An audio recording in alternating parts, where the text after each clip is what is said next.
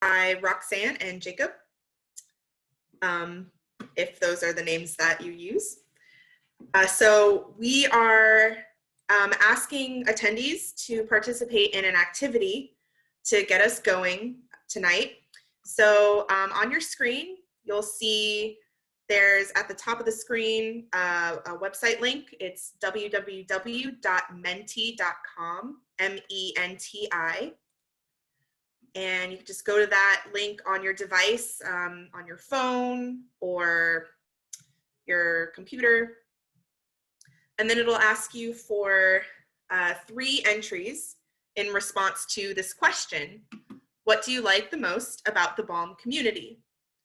Try to keep your responses somewhat generic and short. There's a character limit. And you'll see those 3 responses come up on the screen. And as more people have the same response of the same thing that they like about the BALM community, that word will grow on the screen. And it gives us a good idea of what people like most. So definitely check your spelling so that, you know, the same word will get bigger. And you can, if you have a particular word or thing that you think is the most exciting, you know, the best thing about the BALM community, or if you think of more things that you really want to make sure get included, you can give your responses, give multiple responses. So you can do 3, and then you can do another 3. So yeah, once again, for those who just came in, we're doing a word cloud activity to get us rolling this evening. At the top of the screen, there's a website. It's menti.com, M-E-N-T-I.com. And you'll just put in a code, the code that you see at the top there. It's also in the chat. It's 6948769. And you'll just enter in that code, and then you can start plugging in your responses.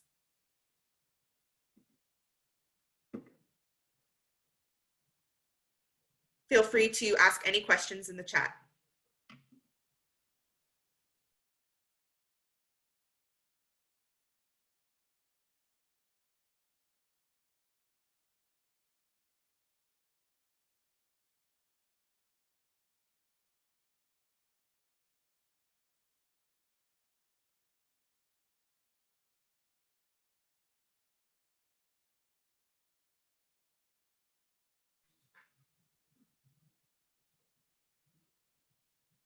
Good evening to the attendees that just came into the room. Thank you for joining us tonight. We are right now doing a word cloud activity to get us going. You'll just go to the website that you should see at the top of your screen there, or you can look in the chat. It's menti.com, M-E-N-T-I.com. You'll put in the code that you see there, 6948769, and put in what you like most about the BALM community. And try to keep your responses simple. And there's a character limit, it's so short.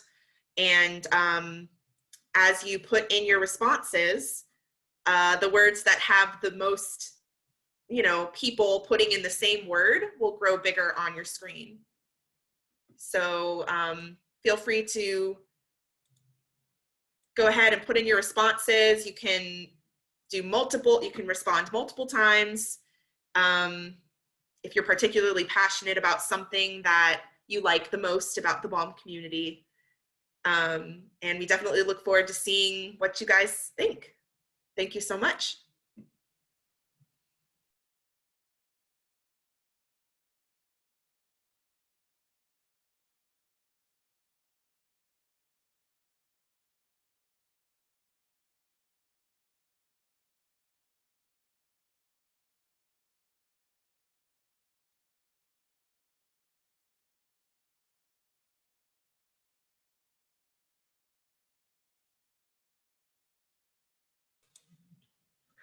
And we'll be doing this activity until about 6:05.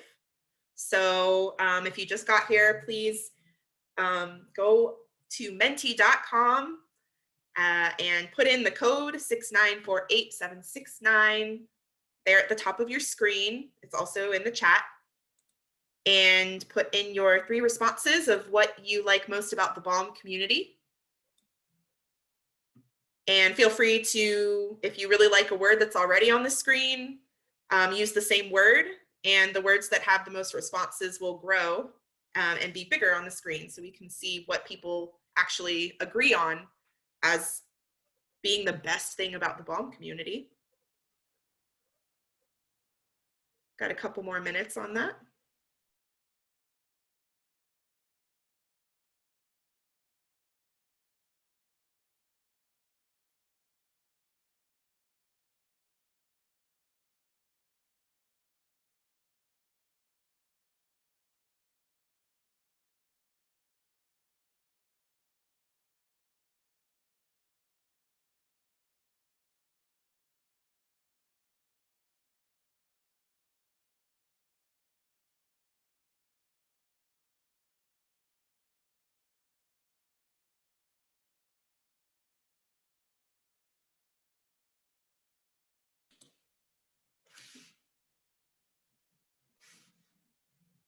Looks like potential is the biggest word so far, and proximity is the second biggest. We got some other words. Rural is the next biggest word. For anybody who just came in, we're doing this word cloud activity until 6:05. You'll go to menti.com. It's at the top of your screen there, menti.com.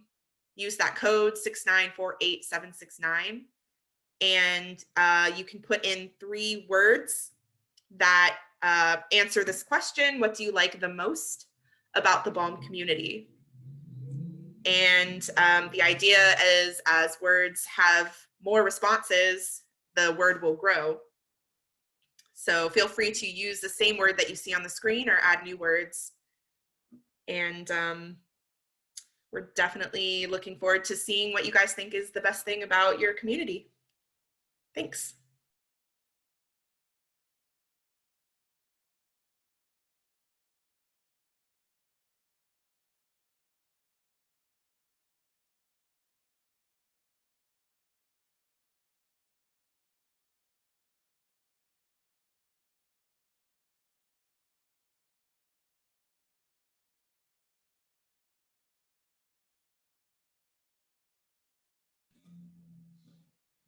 Right, we've got just 1 more minute, so please do go to menti.com, put in that code at the top, 6948769, and put in your words that you think describe what makes the BALM community the best.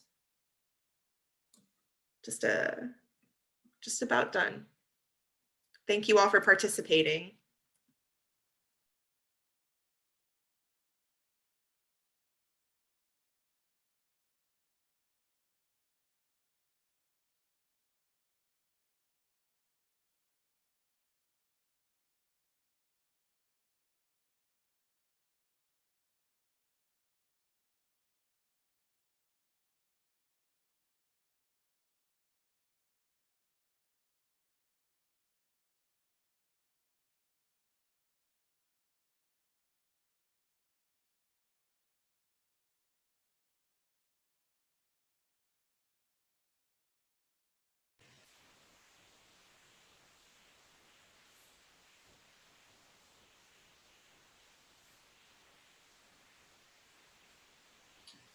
All right, good evening, everybody.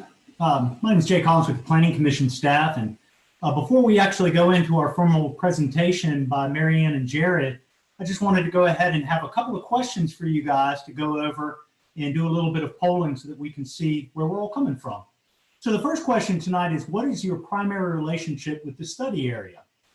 I'm a resident, I'm a property owner, I work in the area, I commute through the area, I shop and or recreate in the area, or none of the above.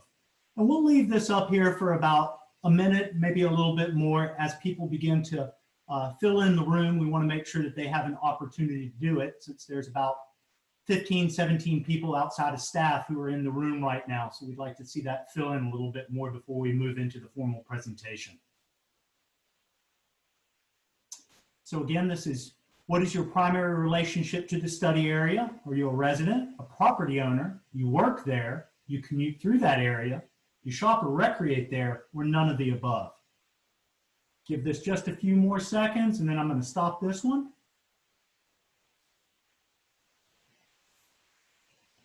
Share some of those results that you can see there. Looks like we're pretty well split between folks who are residents and folks who are property owners. There's a couple of people who also are none of the above, just probably interested in concerned citizens for Hillsborough County, just want to know what's going on. So we've got another question that we can go into here.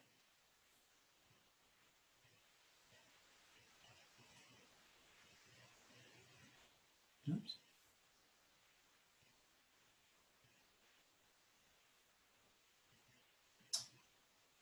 All right, and that second question is, how many times have you attended events or contacted staff related to this study?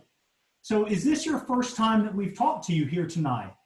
Have you contacted us 2 to 4 times? Have you contacted us 5 to 7 times, or 8 or more times? You might know more about this than we do, 8 or more times. So we'll leave this up here for a little bit as well. Let everybody go ahead and comment on this. And we'll go ahead and close this here in a second. And then after we close that and share the results, Marianne will introduce the rest of our program for tonight.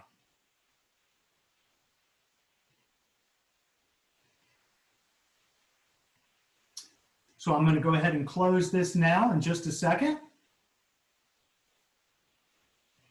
and share that with you guys. Does look like we have some people and that this is their first time with us tonight, and that's great. Really excited that you guys came out, and we hope that you go away with a positive feeling about everything that we're about to discuss. And a couple of you have been with us numerous times. It looks like 5 of you have been with us 5 or more times. That's great. All right, that's it for me. Thank you very much. Thank you, Jay.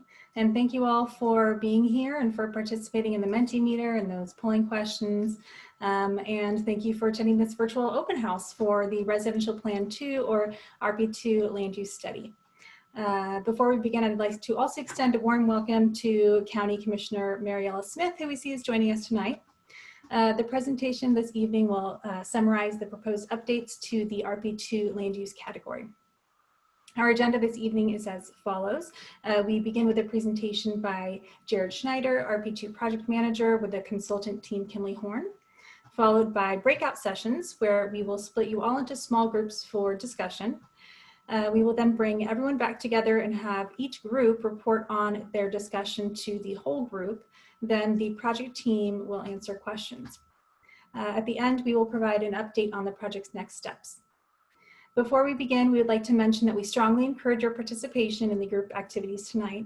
You may ask questions and submit comments at any time during the presentation by typing them into chat. We will address the comments and questions during the Q&A portion of the meeting. So if we run out of time, we will post the questions and answers on the project webpage next week. If you'd like to speak during the Q&A, participate by clicking participants, and on the bottom right by clicking the 3 dots and clicking raise hand. And we'll also enter that information into the chat for you all to reference. Your name will be read and you will be unmuted when you're recognized to speak. Please note that this presentation will be recorded. So if you need to step away from the meeting for any reason, or you'd like to review the presentation again later, we will post the full recording of this meeting on the RP2 project webpage.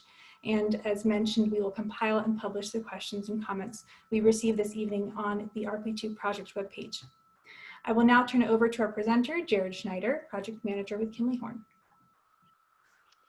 Good afternoon, everyone. Thanks for taking your time. I see some familiar faces, some I don't recognize. So really appreciate you guys taking time out. This is it's interesting to be able to see all of your, or a lot of your faces. So appreciate you again doing this.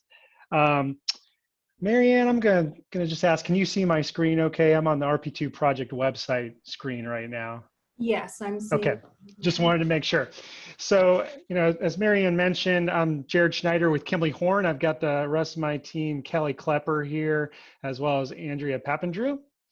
So I think, as Andrea said, really to set this, to kind of tee this up, we're going to spend about 20 minutes just on a kind of a brief presentation, talking about what we've been doing, where we've been, and really I want to have an open dialogue tonight and get your all's feedback. We're going to go through kind of the purpose of the study, the land analysis that we've conducted, and what we've heard thus far, and then we'll get into our recommendations.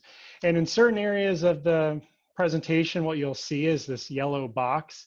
And we were really just trying to get at, a lot of these recommendations we're trying to strike a balance, right? So they came from somewhere, they came from studies that we've done or from outreach that we've heard or from stakeholders.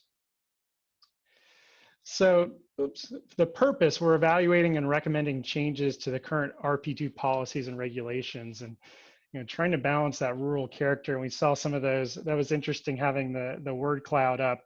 Really talking about rural proximity potential. So what does all that mean?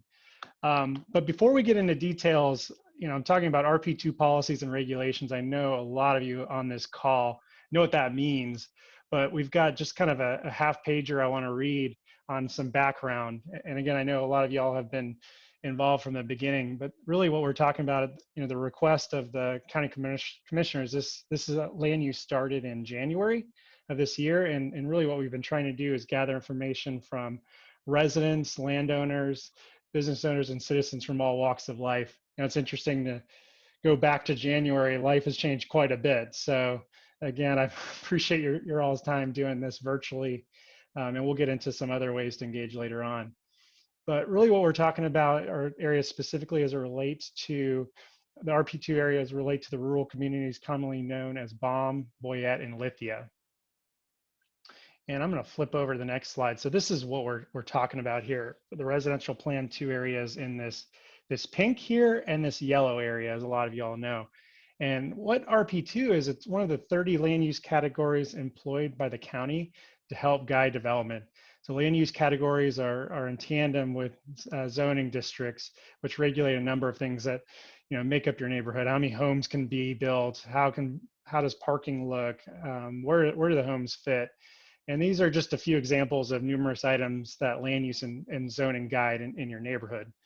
And the RP2 land use, it's not new. A lot of y'all have been involved from the beginning. This goes back several decades, and the land use allows for the consideration of neighborhood subdivision style development while weaving in certain rural characteristics and following guidelines on how the neighborhood will be built, how it will function and relate to other neighborhoods.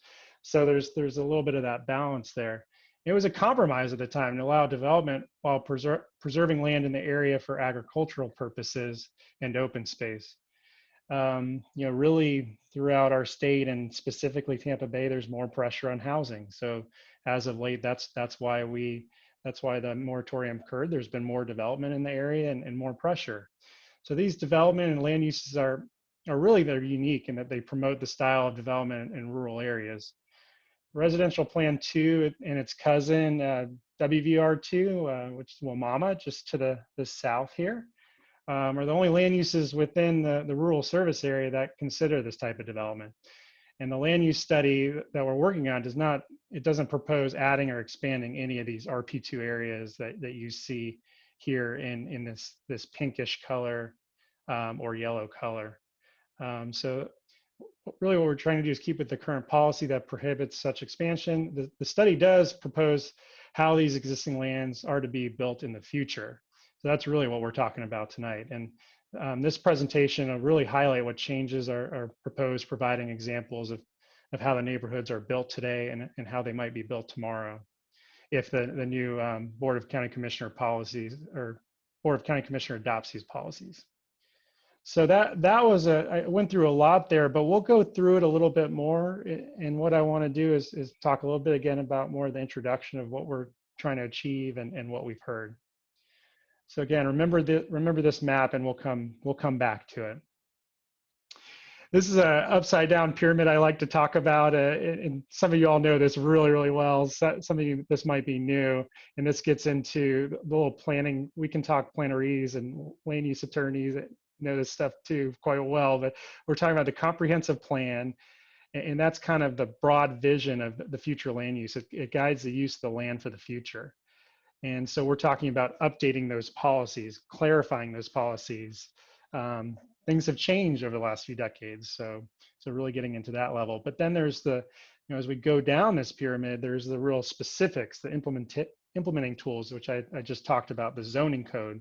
So that's the Planned Villages Land Development Code, and then there's the PD zoning. So that regulates how the use of land, how many homes, how far apart, all that good stuff. It gets into the real nitty gritty and the details.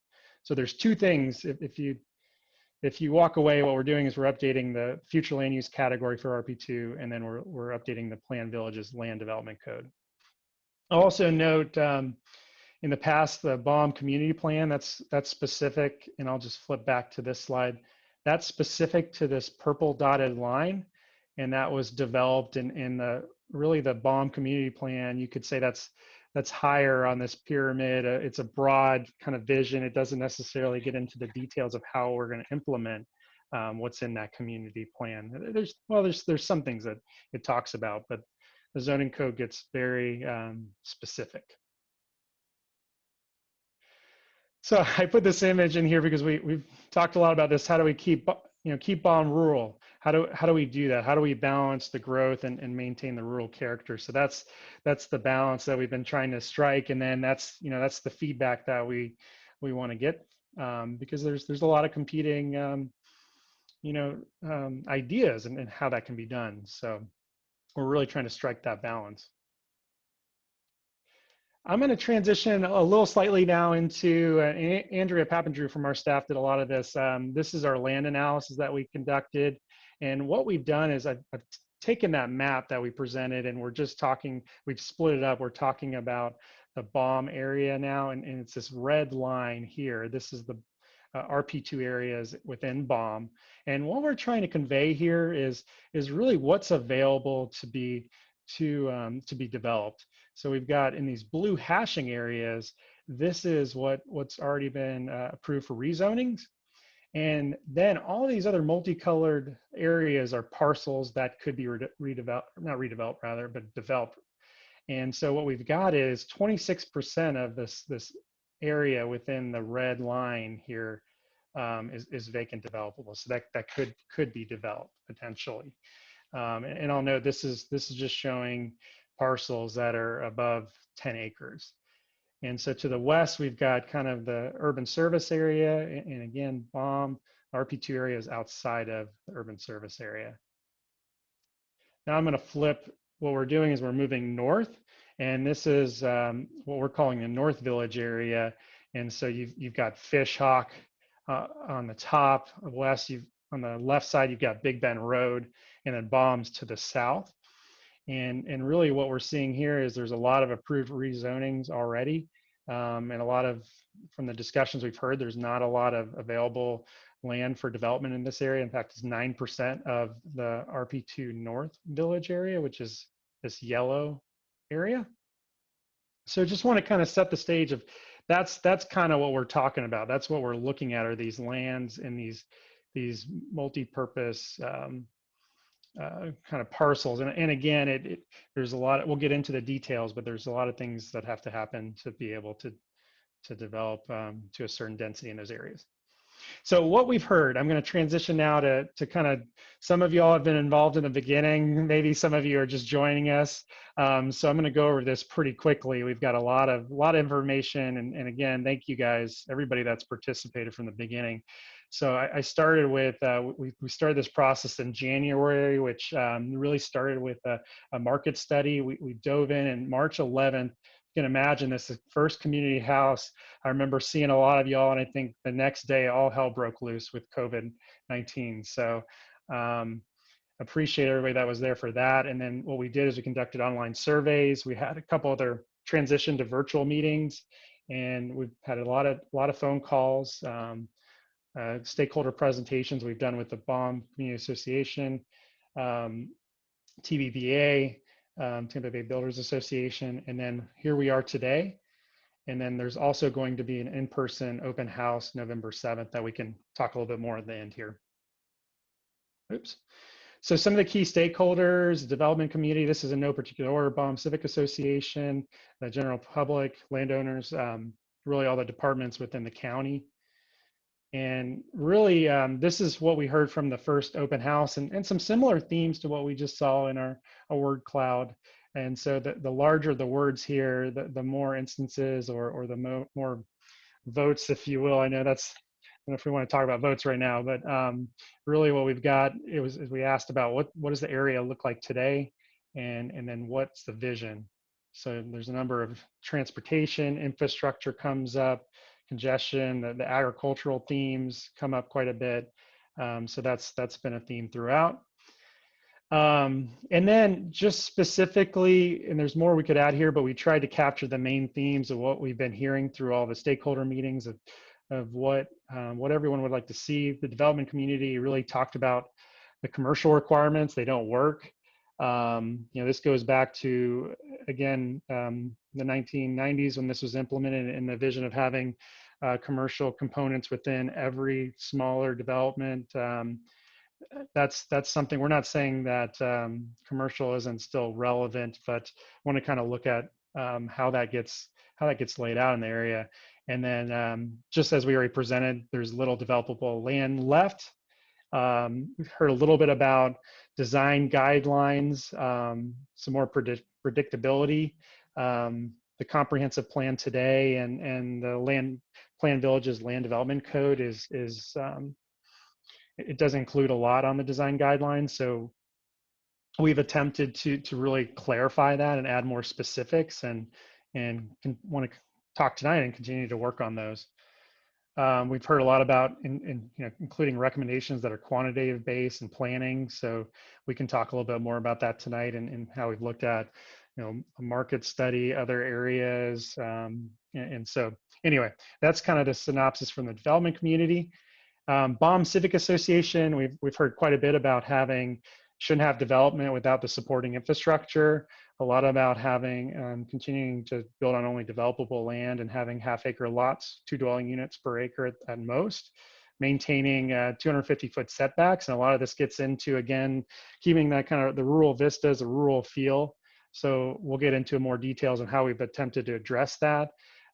Differences on lot sizes. Again, that gets into the desire to have half-acre lots, and kind of it gets into the repetitive kind of the suburban form of the 40-foot narrower lots, where we're trying to get the most yield possible. And that's not, that goes into not in favor of clustering. And there's probably a range of other things. If there's anything we missed, we can come back to that too. I want to make sure that we've hit all comments from the past. General public talked about updated infrastructure, roads in the area, commercial options, and additional recreational options as well.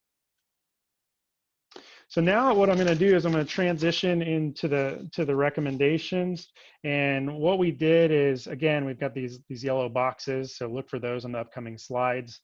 What we did, again, we talked a little bit about this. We split RP2 and established 2 areas. We really felt doing that would kind of line up with the Baum community plan, again, in this purple dashed line. So what we have is the Baum Village Plan area, that's it within this pink area, and then what we're calling the North Village Plan area in the yellow. So the comprehensive plan and the land development code are very similar. There's some differences where we've really tried to add a little bit more from the design guidance on Baum specifically to line up to the Baum community plan. So this is a table that kind of shows a lot of folk, we always talk about density. What we've done is basically, in talking with the board, we wanted to make it very clear what we're doing is we've got a base density that's out there today of 1 dwelling unit per 5 gross acres. And then what we're doing is, based on providing certain community benefits, you're allowed the increase in densities. And today, this is very similar to what's already allowed today. So in the north area, what we've done is we've said you can get up to 2 dwelling units per gross acre. And the dwelling units, you have to follow the design rules. You can get up to 3 dwelling units per gross acre, providing community benefits, and then also up to 4 for transfer development rights. I put TBD because the county is talking about revising the transfer of development rights. So this is all in line with what could be done today with the current code. And then what we did is really started to, and we can have a conversation about this tonight, really started to think about open space kept coming up. So we've included a specific amount of 40% of open space in both areas. That's not something that's defined today in RP2. So now transitioning the Baum Village plan, we start with the 1 dwelling unit per 5 gross acres. Again, development coming in can get up to 2 dwelling units per gross acre, providing some community benefits. And we're really trying to think through, how do you kind of build on top, what are the bonuses to get you there? So within the draft land development code, really getting to the weeds there, what we've started to do are density bonuses. And that's something we're still kind of talking through at this point. And we've got the 40% or more open space there as well. Parcels less than 160 acres, that's been a big discussion. You can aggregate currently today, so we've further defined what that looks like. So now I'm going to transition into, again, this is the list of community benefit options. It gets into more detail within the code, and again, that's still being fleshed out. But really starting with that 1 dwelling unit per 5 gross acres, then you can build on top of that. And so there's a number of options we've looked at, and again are fleshing out for how could it be implemented. So we've addressed the different housing types and sizes because that's come up over and over again. The additional open space and preservation, buffering and screening, and I'll get into these in more detail. Providing infrastructure improvements, and commercial development is not required, but it's still encouraged, and there's density bonuses to provide that. And then land dedication for several uses. And green sustainable building patterns, something we're still talking about. What does that look like? How can that be implemented? So now what I'm going to do is just going to roll into a little bit more of the details, existing or different housing types today. And each one of these next slides, we talk about what's in the code today, and then the new requirement that's being proposed, and then the community benefits. So today there's nothing that really talks about different housing types. Currently, what we're proposing, there's a minimum of 3 different housing types, no more than 70% per type, and no less than 10%. So again, just trying to provide different options, and we'll get into kind of what we think about from the form there as well. And then community benefits, you can increase or get to your density bonuses by providing more housing types. So that's 4 different housing types and above. And this came from, again, we're hitting kind of what the Baum Civic Association, the community mentioned in talking about increased housing. Now, I don't think we're quite matching up with the half-acre lots. That's not what we're proposing here. So that's the balance I'm talking about. We're not saying you only have to do half-acre lots. And so this gets into my next point. What we're trying to really talk about is how do you provide, if you're going to do those smaller lots, can you do that interior to the site, and then the larger lots on the exterior, what we're calling the perimeter lot or estate houses, with a minimum lot of 1 acre, and that starts to break up that look and feel, and it really starts to buffer in a way the rest of the development. Rear alley loaded garage options, we're talking, if that's done, it's more interior to the site. And these are just a couple options we're talking about here. So these are larger lots on the left right now that are in Baum, the Amber Sweet Farms. So doing those on the perimeter.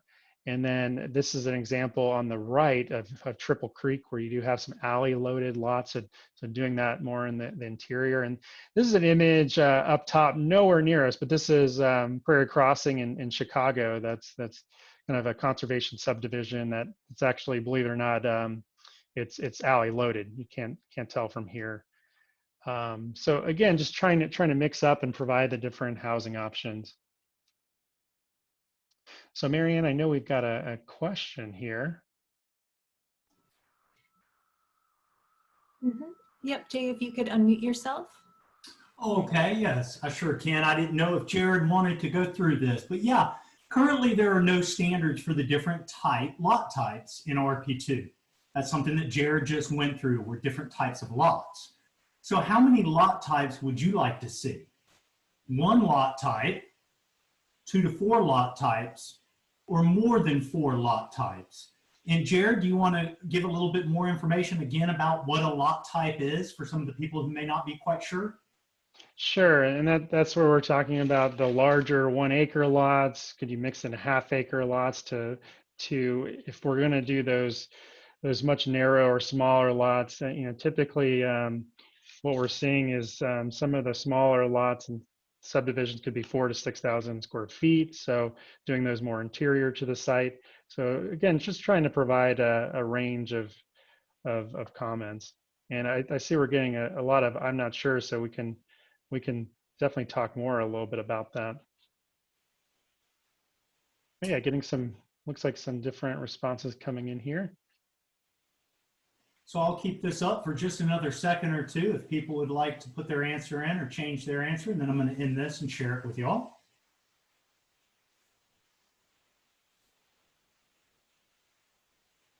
So yeah, and then again, it does look like the majority of the folks are just not quite sure what type of lots they want in their community.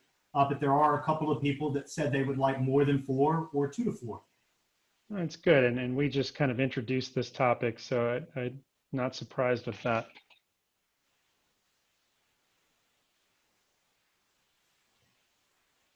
Okay. Well, I'm going to move on, Jay. Mm-hmm. All right. So now we talk about buffering and screening, and what happens is this gets into what I was talking about, the Baum Civic Association. Right now, the code says minimum of 250 feet. You have to have a buffer around, and this is an exaggerated example right here, and around 70% of the perimeter. So what we're saying is that does take up a lot of the acreage. What we're trying to do is provide more flexibility, because it's really the human eye can, in certain flat areas, can look several miles. So if really trying to break up the vistas, what we've done is what we're calling a sliding scale. So what we have here is a table of, with 250 feet, you can still have what we call screening and opacity. Basically what that percentage means, the higher the percentage, the higher screening, or the more landscaping to block. And I'll show you an example of what I mean there. And so we've talked about several options of, you could still do the 250-foot buffer, but we're proposing some screening with that. And as you lower your buffer, say you go down to 50 feet, then your screening is much higher. So we've also talked about those larger lots that I just covered. Some of those larger lots could provide that buffer, as be part of that buffer. And so that's an option as well. So what do we mean by this? What we're talking about here, you could have your larger buffer, but the narrower the buffer, then again, the landscaping requirements go up. So we're showing different trees, walls.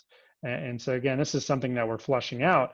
I want to just kind of show you an example of this is a pretty high level of screening here, but on the right, we've got a development pattern. And then this is where there's an example of some specific screening. So again, we're showing standards out there to add some clarity, and want to talk a little bit more about that.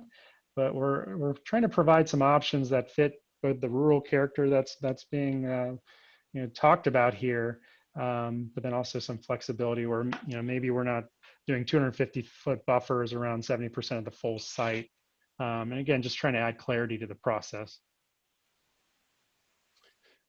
So Jay, you want to flip us to the other question? Let's go ahead and dig into that just a little bit more. So currently there are no standards for the screening and the opacity, which Jared just talked about. So are you interested in seeing additional screening within those buffers, that opacity, what Jared just showed you with all of that vegetation? Is that something that would benefit the community? And then again, the answers are yes, no, or maybe for those folks who may be on a phone and they don't have the ability to see this.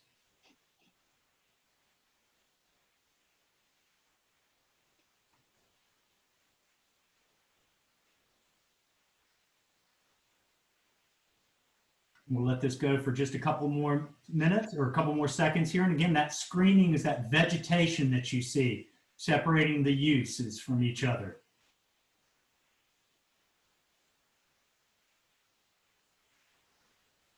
All right, so it looks like quite a few of you say maybe, which is certainly better than no. And so we'll go ahead and stop this one and we'll share it. Thanks, Jay. So again, we're going to have, I'm going to speed it up here a little bit. I want to make sure we have time to really talk about these concepts, but I'm going to go through the recommendations further. And the next one really is open space. Today, it's determined after a clustering ratio. So what that means is basically you have 3.5 or 4 dwelling units clustered. Say you have a larger property, you have to cluster on a certain part of the property, and then the remainder is available for open space. So what we've done is we've proposed that 40% that we've talked about. So really that's what we heard from the community feedback of preserving open space and creating new public use space. That's where I want to have a discussion tonight too from the development community as well, and hearing their thoughts on that, but really trying to set some expectations and a threshold of configuring a large contiguous offsite network. And I'd say I want to hear it from everyone, from all the stakeholders on that. Commercial policy. So that's something today that there's on-site commercial requirements with the proposed code. Again, we went down to, there's that base of 1 dwelling unit per 5 gross acres. So it's not a specific requirement, but you're still encouraged to do the commercial. Really what we're trying to do is, we all know that we want to cut down folks driving and adding miles on all of our roadways, but we're trying to provide that flexibility where there's commercial within specific nodes. So what we've done is concentrate commercial in several nodes here. And then on the next slide, within the community benefits, we've talked about some options. So we're looking at, could you do on-site or off-site, and you get a density bonus from that 1 dwelling unit per 5 gross acres for providing that in a specific node or neighborhood commercial within a site. Are there multimodal connections or dedicating land? So again, this really kind of came back from our market study. There's a lot of commercial in the area that already exists, a lot of along 301 and then to the north in Fishhawk and Triple Creek as well. So we're trying to, again, concentrate it and not spread it out, but we know again, commercial is important so that we don't have neighborhoods and people driving all over the place to get to their commercial needs. So we can talk more about that. And then next, the transportation kept coming back up over and over again. So the proposed code, we're talking about interconnected streets, sidewalk connections to the schools. That's been an important discussion. And we've allowed for several community benefit options here to again go above your 1 dwelling unit per 5 gross acres. And that could include several providing multimodal connections. And really what we're talking about here is above and beyond what would already be required. So that would be, additional separated, that could be trails, separated bicycle facilities. So that's pretty much what we've proposed in this section. So now I've talked a lot. I'm going to transition to some development examples, and our firm, we do land development pretty well around the state and the country. This is what I'll say is a very simplified example. So don't look at this as a site plan, but I just wanted to make the point, or we wanted to make the point across that the differences between the existing code and the proposed code and bring that home. So today you have a base and bonus density. This is the code today. If you do the Plan Villages, if you follow the Plan Villages policies, you can get up to 2 dwelling units per gross acre, and you can do 4 with TDRs. And then this is the clustering I'm talking about. So on this hypothetical site, you would have to cluster on a locations around the site to get up to 3.5 units per acre above. And then the open space is just really what's the remainder. And then this is the buffering I'm talking about. So in this, again, hypothetical, simplified example, you could have a buffer of 250 feet around 70% of the site. And then, 30% of the site, it's open. There's commercial requirements. And again, this is hypothetical. So a lot of what we've heard from the community is just the clarity and where we start getting to variances. So that's where, with this example, we tried to provide, again, those examples, but you're still, if you're not going to do the buffering to the 250 feet, you have to require that screening. So again, this example, you start with the 1 dwelling unit per 5 gross acres, and then you can get up to 2 dwelling units per gross acre with the different community benefits. And there's no specific clustering requirement, but there is the open space. And this, I'm saying it again, but this is a simplified example. So we're not saying you would do open space in one area, but would like to see it continuous. There's the added flexibility with the community, with the commercial. So this is just an example, and the next one's pretty similar. So I'm going to go through that pretty quickly, but basically the same setup. So there's a lot of similarities, but a lot of differences where we're just trying to get into some very specific design guidelines.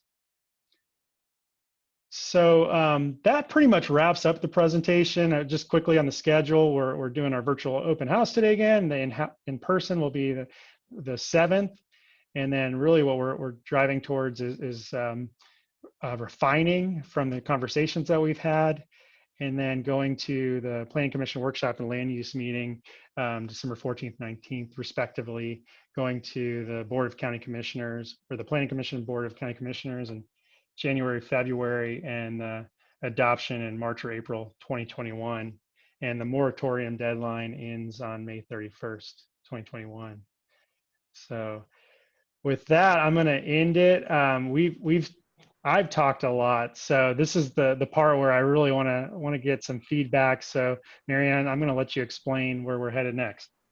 Sure, thank you. So next up, as mentioned in the beginning of the meeting, we will be having breakout rooms. So just a reminder for the facilitators in each group, which are staff who have been pre-identified. So they will let you know who they are in each group. So for those facilitators, when you enter the breakout session, please press record and then share your screen with the breakout session questions. So we will be in the breakout rooms for 15 minutes, after which we will return to the whole group and provide a summary of key takeaways from each breakout group. So please remember to assign a speaker to report back. And thank you, and enjoyed the discussion, and here we go.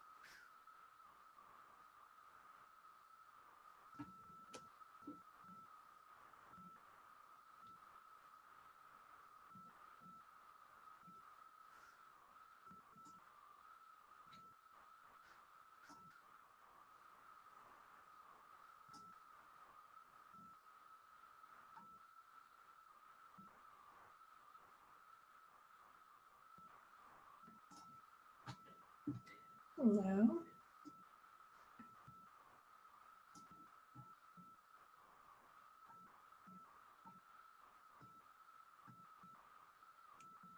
See, people are rolling in. We still have quite a few people we're waiting on to come back. Hopefully that's a good sign. Hello.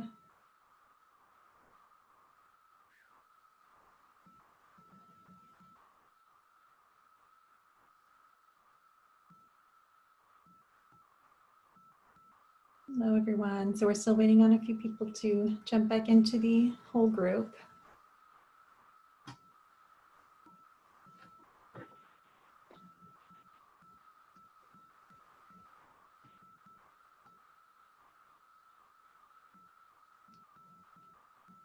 All right, Dana, does it look like we're waiting on some more people, or do you think we have everyone? Oh, you're All right, we do have everyone. So we can start on the report backs. great. Yeah, if Dana, if you could call on the facilitator or the who will let us know who will be the person to report back, that'd be great. Okay, so group one, breakout room one was me and Andrea, and I think Andrea is willing to report back. Yep, sure. We had a great conversation. We had a couple of multiple questions that came up. For the highlights for us, we had questions on the community benefits.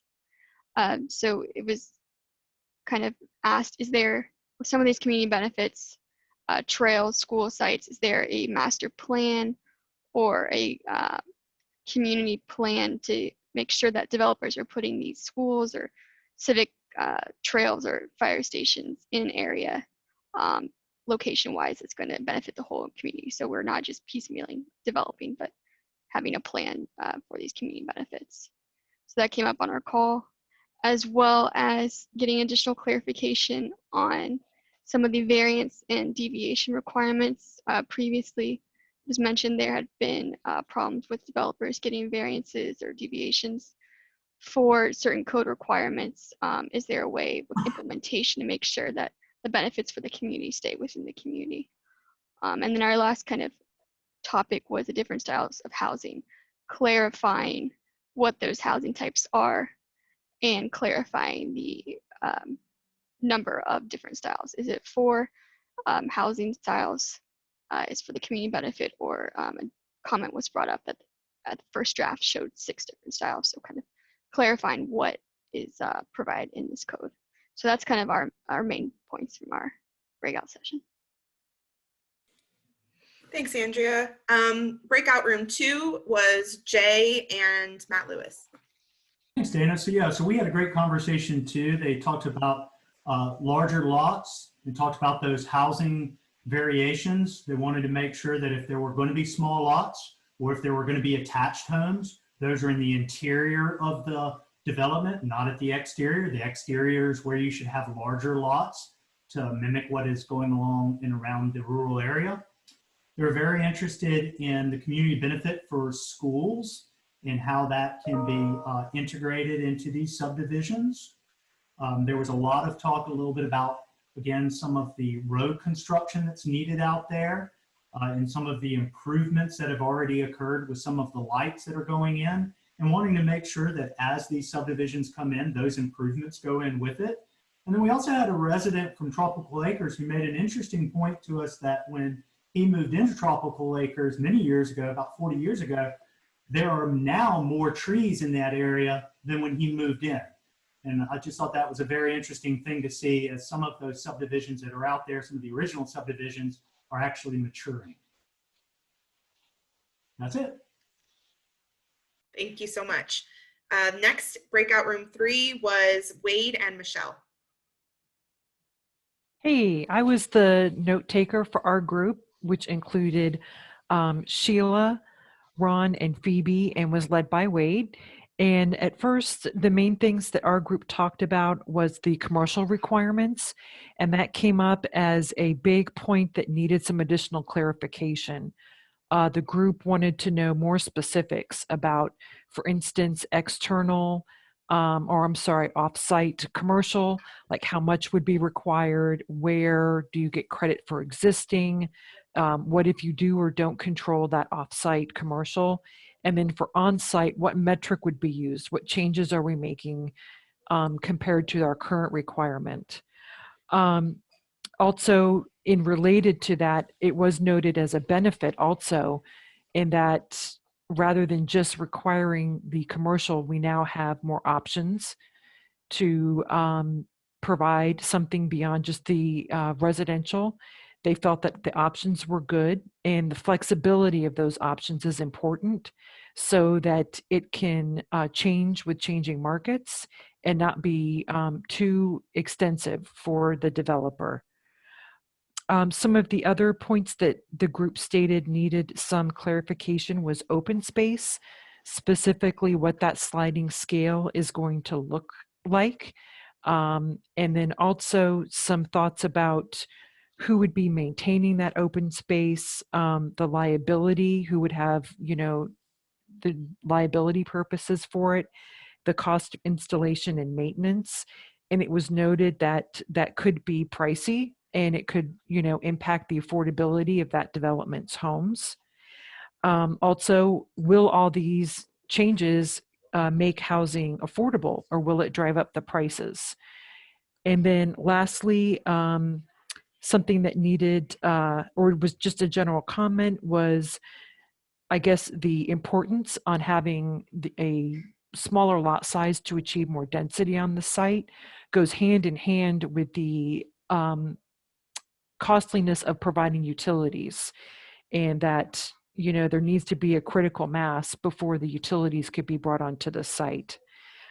One of the other concerns mentioned by the group was traffic concerns just overall, in that it's something they're experiencing and certainly want addressed, and that should about cover it.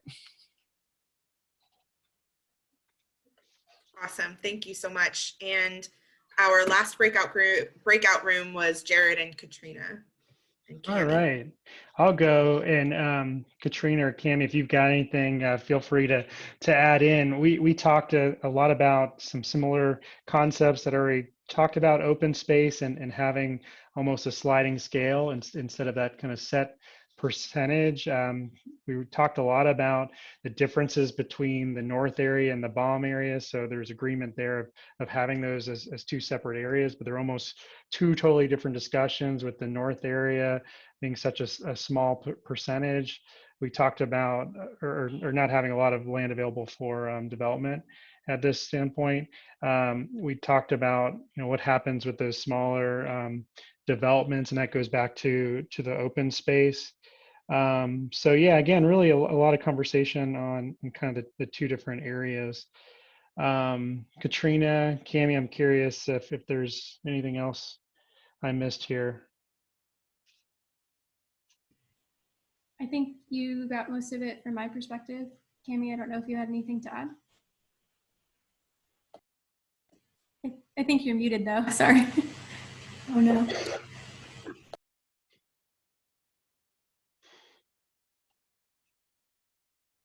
I think one thing I will say too, we talked a little bit about the transportation and being careful on the street grid concept, and really looking at the street standards, could you create more walkways to connect the areas and more walkable streets? I think I'm unmuted now. I was just going to add that yeah, for me it's difficult in this sort of large group setting to be talking about to answer some of the questions that were asked, because I think some of the answers might be different depending on which area. For me, different depending on the area, because I think again the BOM community plan is a very distinct, different area, and so that was just an important thing, for one thing that made it difficult for me to answer questions. Good points. Okay, well, now we will move into the Q&A portion. So we will start, I will start posing some questions that we've received in the chat. And all of those comments that we just heard, they have been noted. So if we don't get to those, if those aren't touched on, feel free to raise your hand and ask a question, and then we can go ahead and answer those. And you can pose those when you're unmuted. So let's go ahead and first I will ask a question. There was one initial question just asking what the ELAP area is, and that was answered in the chat. That stands for Environmental Lands Acquisition Protection Program. So just clarifying that for some other folks who might not be familiar. And so this one I will pose to the consultant team. So there was a question about explaining more about the lot types from detached single-family homes versus attached styles like condos or townhomes. And maybe you could just talk more about the lot types in general. Sure. So I'm going actually into the code, and I'm curious, Marianne, am I able to share my screen? I don't see where I can do that right now. You should be able to. There should be, if we're seeing the same screen, on the bottom, a green arrow next to the chat button. For some reason, let's see. There we go. All right, let me bring this up. Okay. Can you see the presentation again? We can see the proposed policy or the proposed LDC. Okay. Let me do this. So, yeah, actually, that's fine. Let's get, this is getting into the weeds a little bit, but that's okay. So what we've talked about is really providing, and this is something we're flushing out, the perimeter lot estate. So there's several options here, and we looked at, this is similar to what we said in the presentation, no less than 10% and no more than 70% should be provided of one housing type. And we're really talking about 3 different types is what we'd like to see. So we had perimeter lots, which are your larger lots. And Cami, we talked a lot about that. Could that be buffered and not on the roadway? We're not envisioning that that's a lot that's on the roadway. It's still buffered. There's a minimum lot with 150 feet. And then really what we get into are some single family residential options. So you have front loaded with different, that's where we're getting into the different lot sizes. So 6 to 10,000 square feet, 10,000 square feet and above to 1 acre.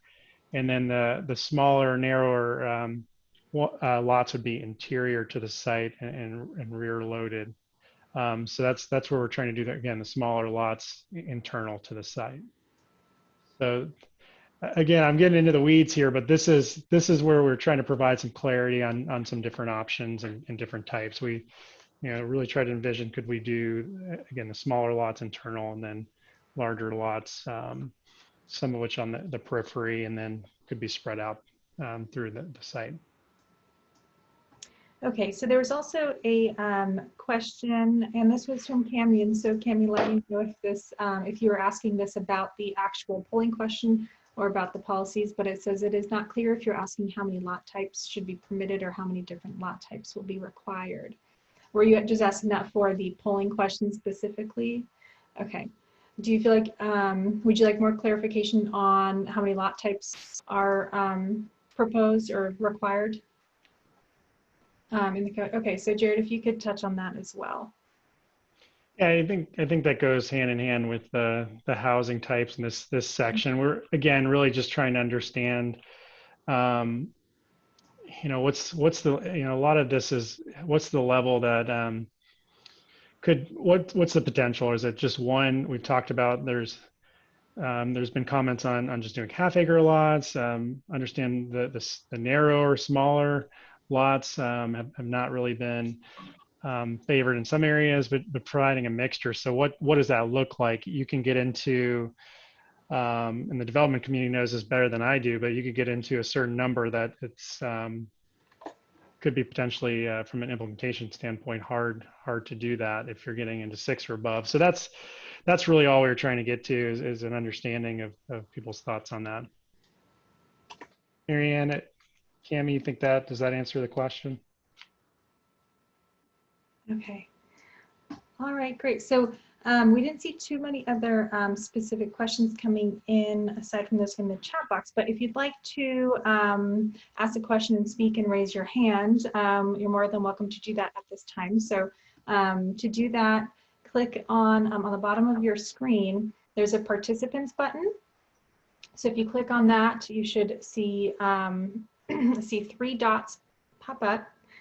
Click on that, and then it should say raise hand. So if that is, if that's a little confusing or if people can't figure that, that's fine. We can, if you could maybe turn on your camera or unmute yourself. Let's try to see if anyone raises their hand first to speak, and then we can start there. No, there are no hands raised.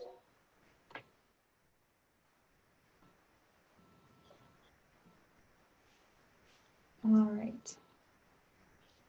So I know the hand raise function in Zoom can be a little tricky. Is there anyone who has a question or comment? You can feel free to turn on your camera or let us know, enter into the chat if you have any questions or would like to speak. Oh, we have Cami Corbett. Mhm. Please unmute herself. There you go, Cami. Yeah, I was going to ask kind of a basic question. Has there been any consideration of simplifying this and not necessarily being tied to the village concept I mean, just because I think the village concept is forcing the smaller lots that the Baum folks don't like. And I think, I mean, you could still incorporate elements of community benefits without having to kind of also retain that same weird village concept that's forcing the villages were really more of appear to be more of an urbanized development pattern that was being allowed in sort of the outer areas, with the concept being they were so far away from everything that they should be self-sustaining. I don't know that that's really the facts of what is going on today in terms of proximity to things.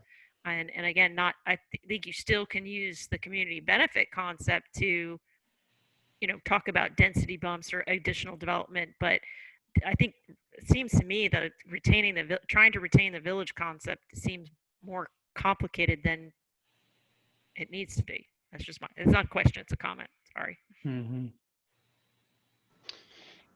Yeah, and maybe that's a good point, Cami. And maybe what that needs is a little bit more clarity, because that's what our intent was, without getting. And you're right, the times have changed where there's an all-inclusive just kind of village. So that's where we're allowing the flexibility of the commercial within commercial nodes that exist, or where we feel like there would be commercial nodes, but still kind of retaining the buffer space, particularly in BOM, really getting into the lot types. That's addressing the different lot types is addressing kind of the options of housing. So that's where we have tried to, and I guess maybe it's a question back to you, Cami. Is it the name of it, or is it kind of what you've seen presented where you feel like the planned village is being retained? Well, I mean, it just seems like, I mean, with the planned villages, in order to meet the requirements, the lots automatically need to be smaller. And so if people in the BOM community, yeah. Right, and if the folks in BOM community plan are saying, we don't want clustering, we don't want small lots, we really want a more rural development pattern, but this village is an urban development pattern. So I don't know if they'll ever be comfortable. I mean, I don't want to speak for them, but I'm just hearing what they're saying and what they've said throughout. It just seems that it doesn't really quite fit. I mean, yeah, no, that's a good comment. It's something we've talked about with the open space and the added buffering. But I know, and Jay, Marianne, you could probably speak to this too. I think open space could be looked at differently. Open space could be a larger lot. While we all know that that's private development, but is it that's where we've been looking at? Do you reduce that or look at that open space percentage, if you will? Yeah, Marianne, Jay, I don't know if you've got anything else to add to that one. I certainly can respect where Cami is coming from, and Jared, it was something that we all talked about from the beginning of, do you ditch it and rework it, or do you work within the existing framework and build out from it? We worked within the existing framework because honestly, residential plan 2 is exactly that. It's not residential 2, it's residential plan 2. And there's that thought of actually having a suburban meets rural category, and it is emphasized through that village concept. I think that what we've done is we've actually amplified the village to where it fits better with communities out there, because it does provide that flexibility to where you will now have some larger lot sizes and you will still have some buffer and screening. And the clustering ratios in some areas are gone. So there's a lot of that that actually is a positive to what you're saying, Cami, but I think the big thing here is that it is still considered a category that is mixing suburban and rural together. It's not residential 2, it's residential plan 2. Yeah, I understand that. And in fairness to you, in fairness to you all, I have not delved in very deeply to the Balm community plan area. It's just my observation on the comments that I'm hearing from the citizens. So I've been more focused on the north area. Mm-hmm. Okay, we don't have a hand, but Mr. Ronald Weaver has his mic open in case he wanted to say something. Oh, he does have his hand up. Okay. Back to Cami, thank you. Back to Cami's point and the 2 or 3 responses to it. Am I gathering that there's a strong wave against clustering? I've seen it in writing, even in your slides. Is that wave going to prevail against clustering? Ron, you broke up on me a little bit. I heard Oh, I'm sorry. a Let me wave. see if I get better to the microphone. Is there going to be no clustering? Right now, we've taken out the requirement for clustering. So, But correct. not the option, but not the option. Or did it fall out with the? It's fallen out, but what we have said is there's a percentage of open space, which, you know, in a way would get you some sort of clustering. But, you know, yeah, we're not requiring the very specific 3.5 to 4.5 dwelling units, like showing net acreage of clustering. That's not something that's in the comp plan, or If we backed into consequential, yeah, perhaps. Yep. I'm wondering if the clustering was going to save the affordability issues from our small group, which you heard about 10 minutes ago. I'm just wondering if that discouragement of clustering in effect is creating the risk that you're going to have all larger lots everywhere in order to meet all these other requirements. Does that make sense, Cami, to you, that in a sense because of that last answer, you're not just discouraging clustering, you're making clustering, you're making, these projects not feasible financially. If you add these 3 or 4 things together, alone, 1 or 2 of these requirements may not make the project unfeasible, but the combination might. Do you see where I'm going with that, Cami? Yeah, no, I really wasn't focused on the cost. I was really just focusing on how do you have something that you can, when you have a product at the end of the day that is implementable and that there's clear standards and you understand them. In our breakout session, I did talk a little bit about, needing to sync up the other parts of the land development code with very suburban, wide roadways in some of these more, different type of development, and kind of looking at it holistically. But it's just from a perspective of kind of what the community was commenting. I was just asking it, just sort of out of, especially in the southern area, whether there was a simpler, more easily understood way for the folks to understand what we're all talking about. Because it's hard. I have to say, it isn't easy for me to read and understand this, and I appreciate all the hard work. It wasn't before, and so I know you're trying to fix something. It's certainly better than it was in the old plan, but it's still really there's some really very complicated planning concepts that are being talked about, and if you're in that world, you understand what that means. But I just think it's real difficult. So, Cami, build off that. Maybe we can get back to Ron. Is it the complexity? Is it, or I guess explain that a little bit more. Is it getting into kind of the buffering, the open space, and knowing that a lot of this is still being flushed out? What's talk to me a little bit more about that. Just the whole notion of the community benefit concept, right? That's a very heady, planning, concept. And I know last night in the WVR2, people were saying, well, I don't understand, how these are community benefits to us. So right. they're excellent current progressive, good thinking planning concepts that you all are going to, and they're very current, and I understand, I know that they're just really, they're pretty heady and they're hard to understand. And I was worrying about the accumulation financially. Right. That I you mean, meet all four, and they're all four well-intentioned and well-envisioned, and one or two or Right. three might work economically in some places. But when you add all four together, I'm wondering if anybody will ever be able to do anything except a bunch of large, lot expensive houses. Is a result of the non-incentivization of clustering, which is where our first discussion Right. was And going. I do. The non-incentivization, it's not so much authorization, or what I think you and I converged on back into is clusterings, but by the discouragement of clustering over the non-incentivization of clustering. I wonder if what you're doing is you're creating four requirements that are going to lead to a bunch of large lots only. And maybe that's the intended secret goal, and so be it. But I'm still wondering if maybe people don't understand that's where it's heading, instead of any affordable housing or any even reasonably priced housing, much less affordable housing. I mean, it definitely will, affordability will definitely be affected by it, but I'm not sure, you know. And even moderate pricing will be affected by it. You may have only large, lot expensive houses, like it's Collier County, you know, these requirements mean you're going to have only a bunch of large lot, you know, very expensive houses in a lot of Collier County.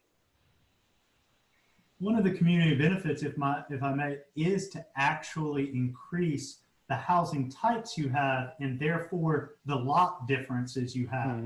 So those become those small lots, larger lots. It's just the issue that you have a ratio of what lots you may have. You may not end up having 90% 4,000 square foot lots. There's a ratio in it, which, Ron, does go back to your issue of financially feasible. But, you know, the clustering is not there, but the clustering is there if the market wants it, I think, is another way to put it.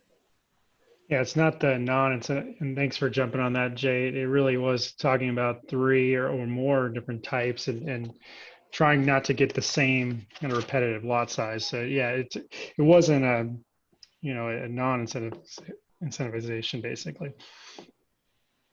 So real quick, I see that Buddy had his camera on. Buddy, do you want to speak?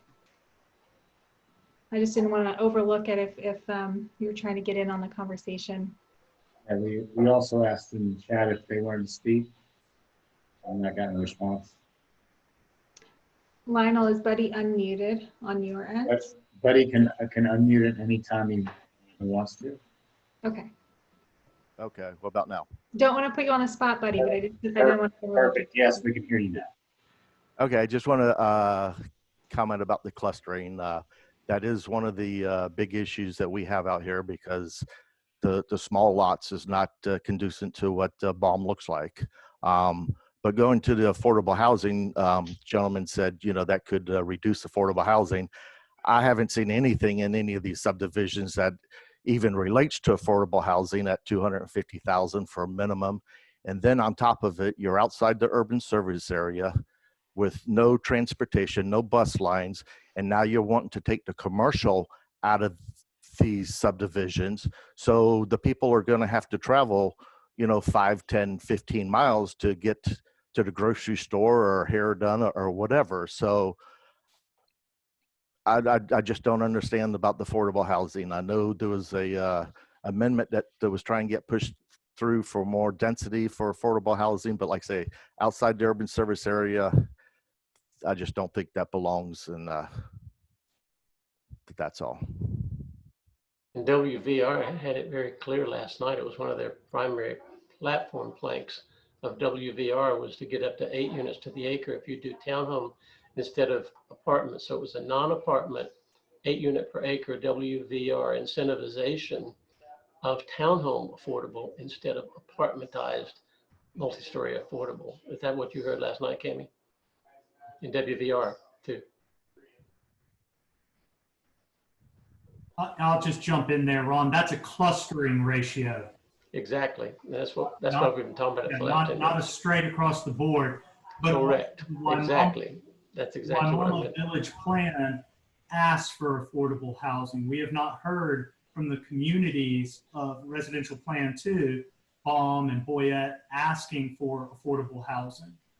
No, we haven't even talked about it one bit. And I mean, Waimama and Baum are two different communities, and that's why we're not part of the VR2 and they're not part of the RP2. So what Waimama wants, Waimama wants. Baum is specific, and I think we've been laying it out, what we want and what we like to see and we require.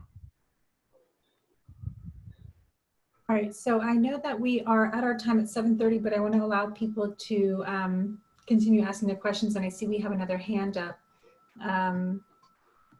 So I see Brittany has her hand up. There we go. Perfect. Yeah, I wanted to piggyback off of what Buddy was saying, where the developments coming in now are already not affordable. And I've been here since the first meeting with Jared and writing all the things on the pieces of paper. No one, at least that I've interacted with in our community, cares about affordability. We want our look and feel to remain, and we just want to make sure that, like, I know when I was in the mini group with Jay, he explained the variability of the different housing types and how the average works, and it looks well and pretty, but I'm gonna backtrack at what I was talking with Jay about and agree more with Buddy. I don't really care. It doesn't feel as rural to me, and that was the whole reason I moved out here, was I liked the feel. And so unless anybody else in the community wants to contradict me or Buddy, I don't care about affordability. I want my neighborhood to continue to look like my neighborhood. Thank you, Brittany. All right, so as I said, we are at our time today, but are there any other comments or questions before I jump into next steps?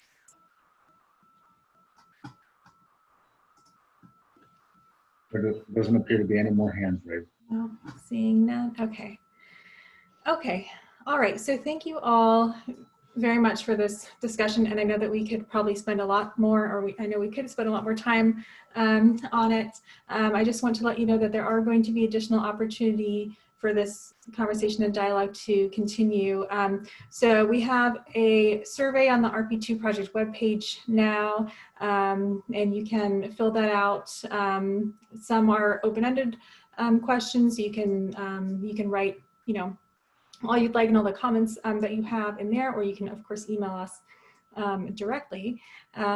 So we have the drafts on the project webpage, and so feel free to review those as well. Although, as Cami indicated, they can be quite heavy to digest at times. So staff is always available to answer any questions that you might have. So we have an in-person open house scheduled on this Saturday from 9:30 to 12 at Waimama Elementary School. And we will be playing tonight's presentation, so not the entire discussion afterwards, but just the presentation that occurred when Jared was sharing his slides. So we'll be playing that about every 30 minutes, and we'll be asking the public to provide comments and then complete the survey as well. And so participants can drop in at any time from 9:30 to 12. But if you'd like to watch the presentation again, then we suggest you arrive at 5 minutes past the hour or 35 minutes past the hour. We might have to adjust depending on how long the presentation went for today. So staff will be there, like I said, to answer any questions and continue this conversation as well. So after the open houses, we will brief the Planning Commission next Monday, the 9th, on the feedback that we heard. And the consultant WTLNA will be presenting the RP2 market analysis report at that meeting. And then in December, we'll have additional workshops with the Planning Commission and the Board of County Commissioners to go over the revised drafts and incorporating the comments that we received today and Saturday, and then any additional, survey responses and feedback and conversations we have with folks about these drafts. And then in January and February, we're going to begin the public hearing process.